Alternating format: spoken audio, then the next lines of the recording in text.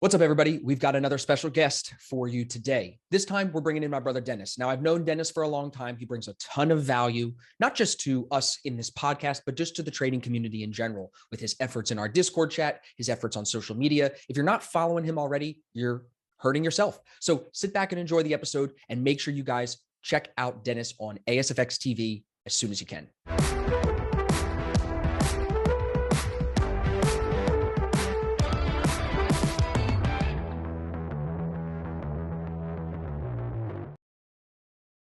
All right, everybody, welcome back to the Day Trading Show. We appreciate you listening in wherever you're coming in from, whether you're watching on YouTube, listening, or I guess watching on Spotify as well. We've got another special guest for you today, bringing in my brother, Dennys. Dennys and I have known each other since 2019, 2018, D? Yeah? Yes, sir. Like yeah, in 2019. It was when I bought the first A1 system, yeah. Yep, and that translated into you coming to the first seminar that we hosted. That was in Philly in 2019. That's the Philly seminar. That's part of the starter pack right now. And then 5 months later. So that was 5 months after you joined. And then since then now, basically one of the leaders in the ASFX community now. Every day, people are looking to you for guidance, for questions. You're leading people in our VIP chat. So we're really glad to have you on the show today. I know James and I always appreciate your insight. Also, we have to plug ASFX TV because you've joined us now on the ASFX TV streaming, doing the show in Spanish, which is something that like I've known we've needed for a long time. You and I feel like went back and forth about this before. It was something that like the Spanish community wanted us to have, and we just weren't able to provide it. But now we are with you doing these live streams. So before we get into like the questions for you, and I have some questions that people asked on Instagram, can you kind of give everybody your feedback, or what are you seeing so far in teaching people how to trade in this like English-Spanish hybrid? Are you enjoying it? Do you think it's working well? I think it's working well. When people join, it's like a half and half. Like most people, like half will speak English, but half will speak both. So it's like, but they ask me questions in Spanish, so I kick it with Spanish, and like we go through the streams in Spanish, and I just have to translate the terms that you teach me, that you taught me in the systems and that I learned myself. And that's it. It's super simple. I like it. The flow is really nice on ASFX TV. I think everyone should, like, if you like want to see us trade like more like into like more specifically like in detail and us talking while we're trading live, I think you should go in and check it out, see if you like any of us trading live on ASFX TV. I definitely agree. Do you think that trading in a different language makes a difference in how you read a chart? Because like I think about like Chinese, they talk with symbols. So the way that they talk, not just in trading, but just in general, the way that they communicate is so different than the way that we communicate in English. So I wonder, like, does trying to teach or does trying to even trade in Spanish? I think I remember talking to you about this in one of our early coaching calls. Like you were talking to yourself in Spanish, remember? Yeah, because I used to translate the course, but right. Yeah. So like, does it make it harder to trade in a different language? Does it make it easier because you have different words for it? Like, how does that work? I'm curious. No, I don't think so. I thought there was a difference, but not at all. Like, okay. Not at all. You just learn the trade. Price is price, and that's what you get. You know. Is there always a direct? For every word, is there a direct translation? Like when I say market sentiment, how do you come up with that in Spanish? Will be backwards. Sentiment of market. Yeah. Yeah. Will be backwards. So you can basically come up with anything. Okay. So there's never like a word that you come across or a slang that you can't translate. Anything is translated. Sometimes we use the same words. Like we just say it with our accent in Spanish, and that's it. Right. Right. And sometimes I say it with the Spanish accent too, because I like doing it. Yeah. There's no difference. Price is price. Price is price. I love that. Yeah. So give everybody like a little bit of an insight as to how you've maybe transitioned. I don't want to give like your whole story because we've done that when we had you on the podcast. I had you on when we were in my old house. Remember we did the interview? That's an old video on YouTube. You guys can go check out. That's still up. That was the first thing we did when Dennys came down to Florida to visit. But maybe like now you're using this cloud formation of an EMA on ASFX TV. And I think it gets a lot of questions. So let's jump in there because I think a lot of our listeners today are subscribed to ASFX TV and they want some more insight as to your perspective on the market. If you're not subscribed, everybody, just go to www.asfx.tv. 3-day free trial. Come in, watch old streams, watch the live streams of that week, check it out. But D, tell us about the cloud. Where did that come from? What's up with that? So, okay. So I'm not the creator of the EMA clouds. The Transpider used to like Jake from Spider used to post these charts and everything, but like he will actually give the credit to the person who created this system, which is Ripster on Twitter. I think it's Ripster 47. You can search him on Twitter and like you're gonna see his system with EMA clouds. But this is what Ripster does. Ripster, and he would give you the document, and he's like, "This is how to create your EMA clouds. Go build your system." That's it. So one of my peers, and like talking, through FaceTime, just working and everything like that, he actually told me, "Yo, check this out." And then we started working together, and we're like, "Why would we just make ASFX EMAs into clouds? Let me see how that looks." AN21 cloud. Then we found, I used to trade before you. I used to trade with a Spanish community, and I used to use the 34 EMA for entries or confirmation. And I'm like, why did I use the 34 EMA before? Then I plotted in and I made a zone with the 34 and 50 EMA cloud. And that the 34 will be like the middle of the 21 and the 50. So I started saying, so the 34, sometimes with A1 formations, if you're in ASFX and you know the system, with A1 formations, you're gonna see that the body is not off the 21, but it's coming off somewhere, but it's moving off the 21. When I plot the 34, A1s were coming off the 34 and the 21, 34 and 21. And I saw that and I'm like, this is a great zone. So I have now an AN21 zone, a 34 and 50 zone, and now the 200 and 800 zone. Wow. And that way I don't look at lines, I look at zones in alignment. And it's different for my eyes. I don't have to look at so many colors. Just, are you in alignment or not? Simple. And that's really, how I like the clouds now. Yeah. Really interesting. And then you're using this on the 1 hour, right? You're more of a swing trader, 1 hour. right? Yeah, 1 hour, 3450 is super strong. It's a super strong EMA zone cloud. I like to look at things as zones. It kind of sounds like a VWAP with the Bollinger Bands almost. Like the Bollinger Bands creating super that familiar with a system with them. I do know the indicators for sure, VWAP and the Bollinger Band with the TDI and everything, but I do not have a system with it, so I don't know how to correlate that, Yeah, absolutely. Does the profit taking for your trades have anything to do with the cloud, or is the cloud just for the entry, for the base that you're looking to come off of, basically? So the zones, the EMA clouds that I use is for more of like the direction of the trend and like to time my entries. Sure. That is it. Makes sense. So tell us about like now with the profit taking, are you looking for a certain extension off of the cloud when you start taking profit, or is the profit taking based on the stop loss, which is an R multiple? Yeah, basically I have become more flexible, with my partial profit. Discretionary. Call it discretionary. Okay, yeah, like that. Just because I understand this is not a swing trader's market and I have to accept it. Like I'm a swing trader, yes, but I will have accept that most of my swings are going Come to the dark side. Not. Come to the day trading side. We trade, we optimize, and we repeat. That's what we're doing. So I'm thinking of like a little bit like thinking of like, see if I can like better my risk to reward just so I can get better R's. But like with time, I'm getting better. I'm getting at it. Yeah, no, I see. Yeah, but I'm just taking, like for example, I use your combination of your system in my own microstructure because I use stop loss away from microstructure, but I understand what I'm trading. So if I'm trading your system, but I'm using my stop loss, then I'm going to measure my R's also at least 1 hour, like one partial profit. I was doing this morning with the guys on the VIP. I was telling them the stop loss for this formation is 48 pips, but my normal stop loss is 70. I'm going to take some profit at 48 pips, but I'm not locking my stop loss and I'm going to get taking more and more, and just like that. Interesting. That's interesting. So let me ask you this, now that you brought that up. We've been talking about this in the Black Shirt Club a lot, and I'm curious to know your opinion. James, remember we were speaking yesterday about if let's say we have a 10 pip stop loss in 10 points and you're down 8 pips, taking the full trade, getting out right there.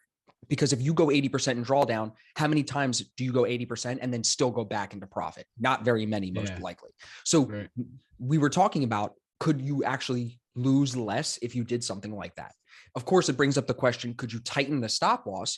But I don't think you can if you want to go with that, because it's almost like the stop loss, like you're saying, it gives you that space to move, right? And then you could still go at it with the mindset of closing it before it gets full stop. right, James? Is that basically what we were saying? Yeah.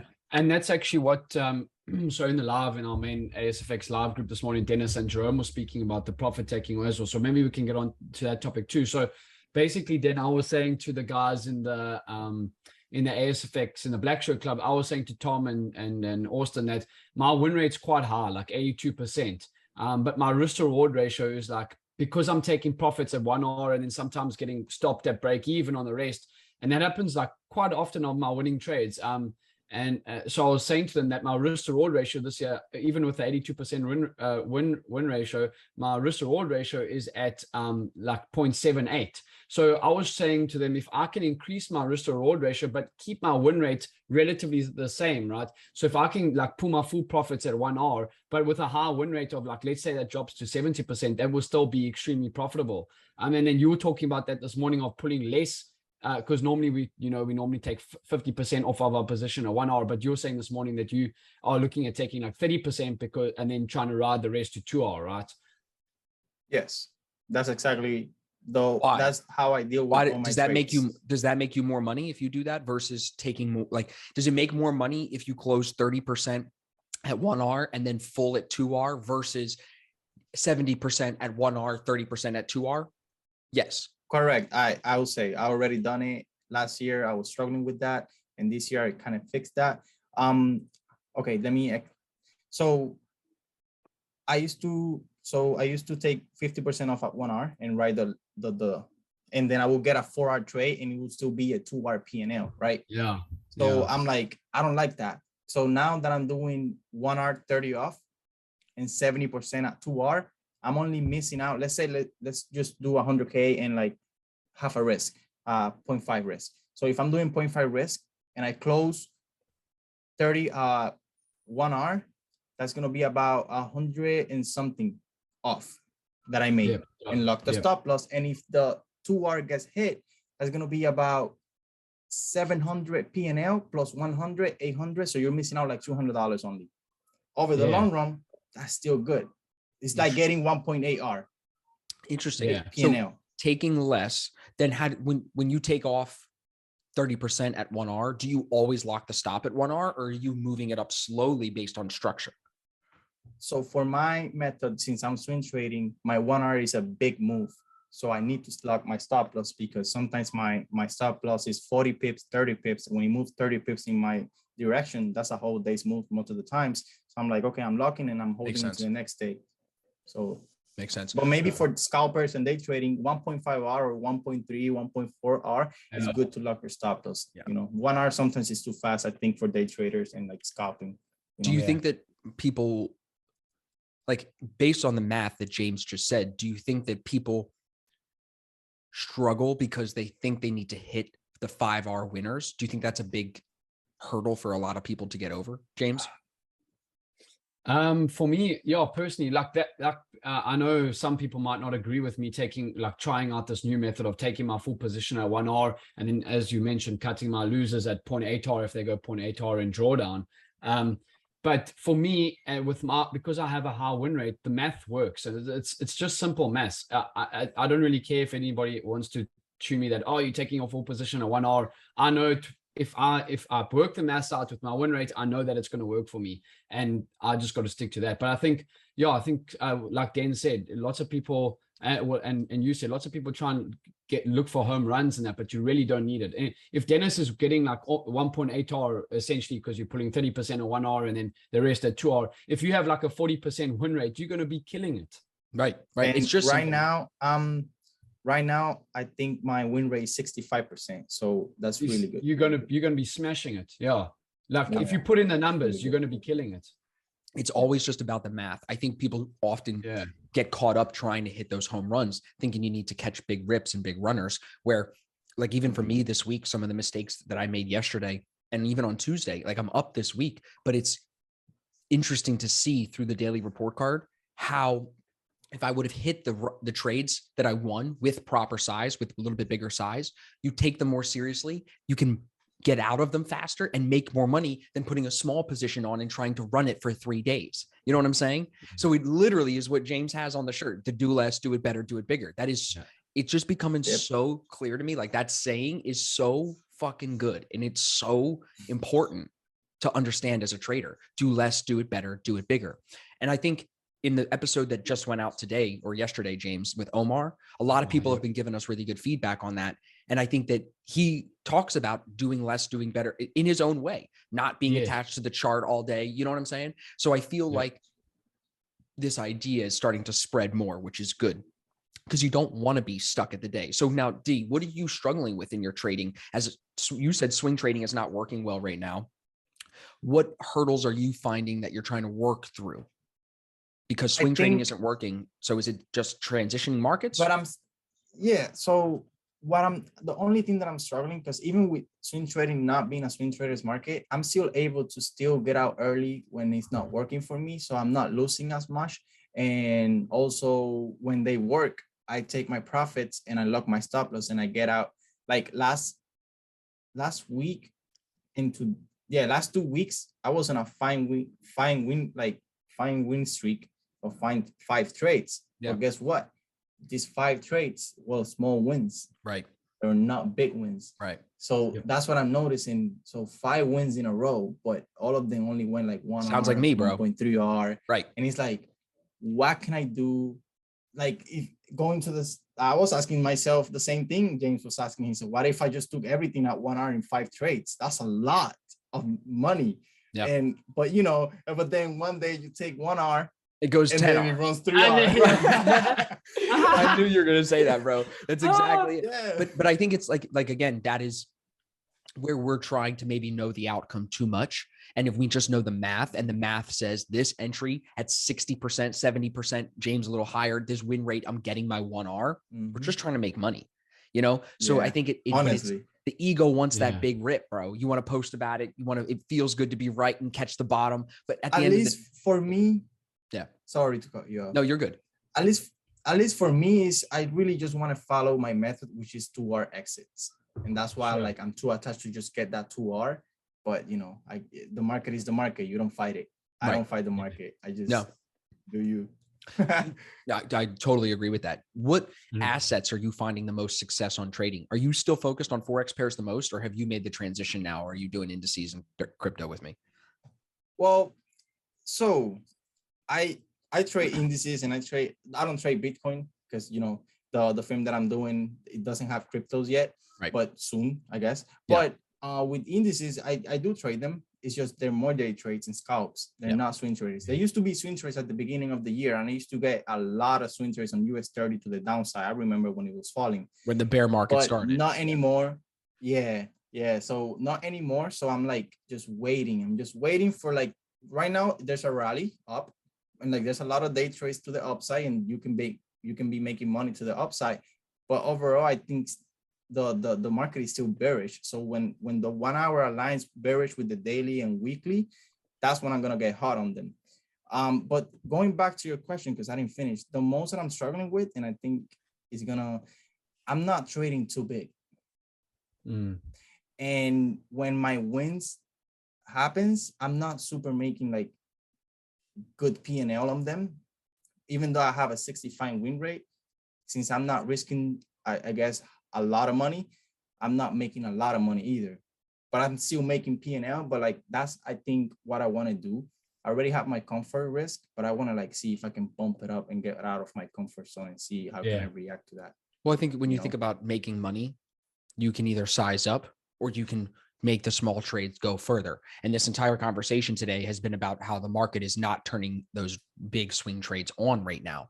So maybe if we were to look to the future and then come back to this point, we might say, oh, during that time in the market, we should have been taking our trades at 1R. Maybe when we take trades should be determined based on market conditions too. When we're in a strong bull market and everything is moving up, maybe we let those go 2R, 3R more. We want that. But when we're not in a bull market, and even especially when you're trading into the upside, but you're in a bear market overall, those are trades where it would just make sense to be taking profit faster, I feel like, and I had in my daily report card yesterday, I think the evaluation said something like you mentioned it, right, James? Was it yesterday or the day before? One of my report cards, I said 2 days ago. Yeah.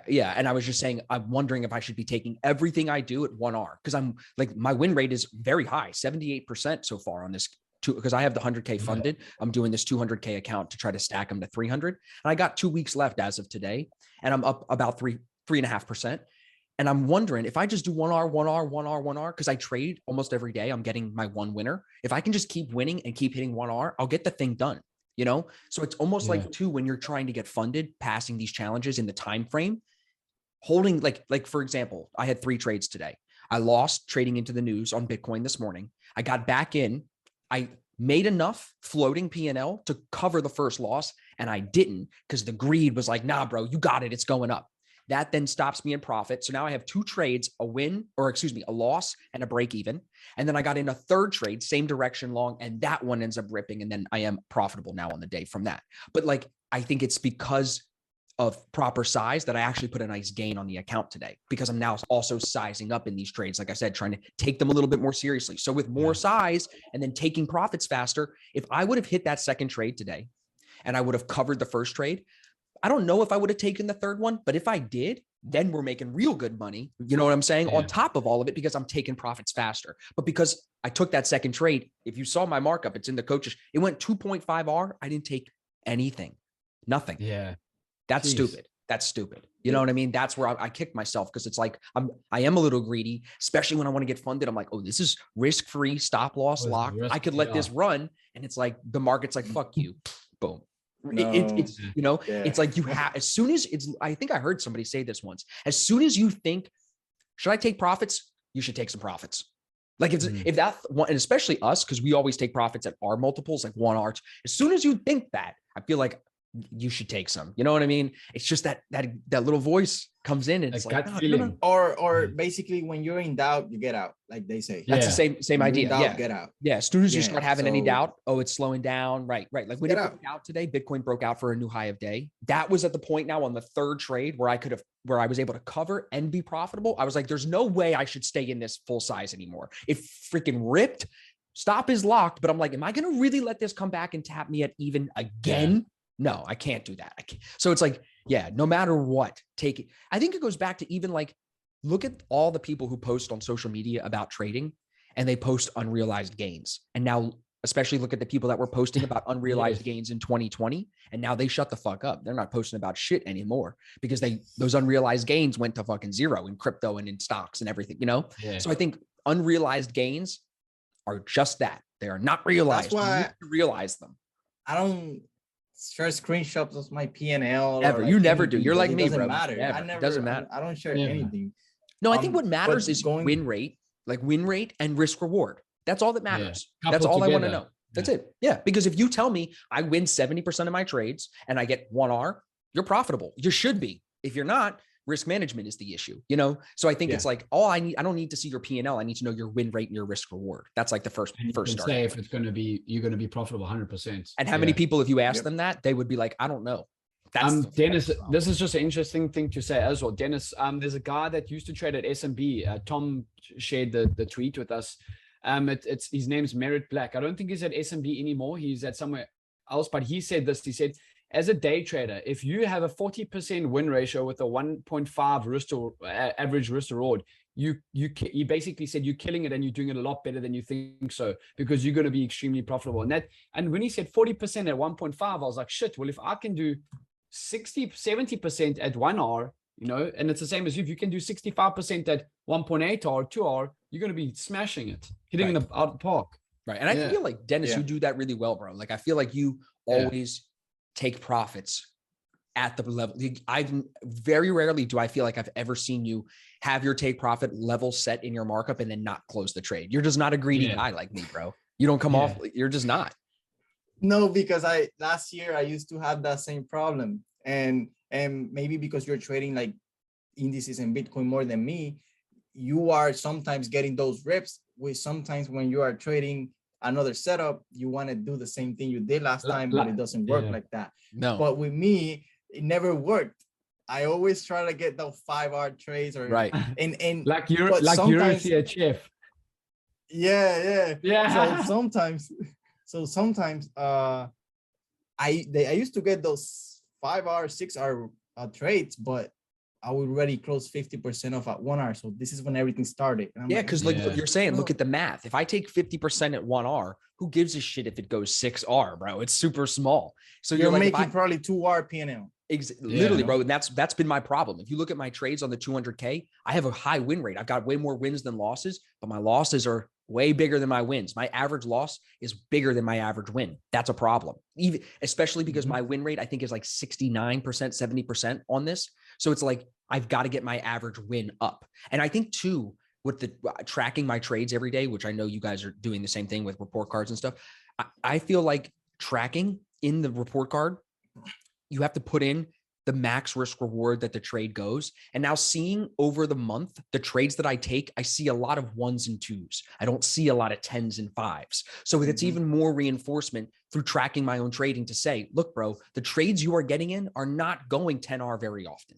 So get the fucking bag, you know? And that's why like the MyFX tracker or FX book, whatever it's called, they're really good. But our tracker is better because if you have entry signals and grades, when you track the entry signal and the grade of that signal, you get to really see what are you doing well and what are you not doing well. Like I've been sucking with A1s. Yeah.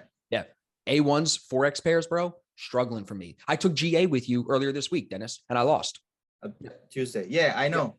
Yeah. And I was able to get out early just because of my stop loss. It looked so bigger. Good, bro. It was falling over. I didn't care that it was a swapping liquid 50. I was like, new low of day. 4 candle A1. Let's get some momentum, baby. Let's go. No one can argue the direction if you go back on Tuesday from the week daily, 4 hour, 1 bearish hour, as 50 fuck, bro. minute. Everything was bearish. Yep.